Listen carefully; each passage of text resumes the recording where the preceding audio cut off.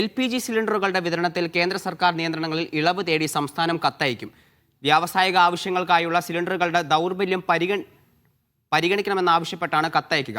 പ്രതിസന്ധി ചർച്ച ചെയ്യാൻ ഓയിൽ കമ്പനി പ്രതിനിധികളുടെ യോഗം ഭക്ഷ്യമന്ത്രി വിളിച്ചു ചേർത്തു.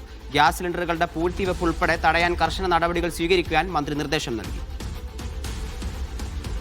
വിവരങ്ങളുമായി രജീഷ് ചേരുന്നുണ്ട്. രജീഷ്, വലിയ പ്രതിസന്ധിയാണ് രാജ്യത്തൊട്ടാകെ അനുഭവപ്പെടുന്നത് യുദ്ധം കൊണ്ട് തന്നെ. അതുകൊണ്ട് തന്നെ ഈ LPGയുടെ കാര്യത്തിൽ ഒരു നിയന്ത്രണം ഇപ്പോൾ ഏർപ്പെടുത്തിയിട്ടുണ്ട്. ഇപ്പോൾ എന്തൊക്കെ ആവശ്യങ്ങളാണ് മന്ത്രി കേന്ദ്ര സർക്കാരിന് അയച്ചിരിക്കുന്ന കത്തിലുള്ളത്?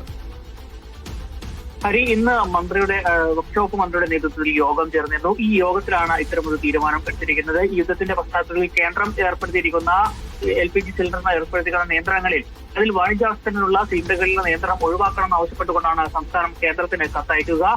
ഒപ്പം തന്നെ ഈ ഇത്തരത്തിൽ ഓയിൽ കമ്പനികളുടെ പ്രതിനിധികളുമായുള്ള യോഗവും ഇതുമായി ബന്ധപ്പെട്ട് മന്ത്രി ചേർന്നിരുന്നു. ഗാർഹിക ഉപയോഗത്തിനുള്ള സിലിണ്ടറുകളുടെ ക്ഷാമമില്ല എന്നാണ് യോഗത്തിൽ അറിയിച്ചത്. അതുകൊണ്ട് തന്നെ വ്യാവസായിക അടിസ്ഥാനത്തിൽ സിലിണ്ടറുകളുടെ വിതരണത്തിൽ കേന്ദ്ര സർക്കാർ നിയന്ത്രണങ്ങൾ ഇളവ് തേടി സംസ്ഥാനം കത്തയക്കും. രജീഷാണ് വിവരങ്ങൾ നൽകിയത്.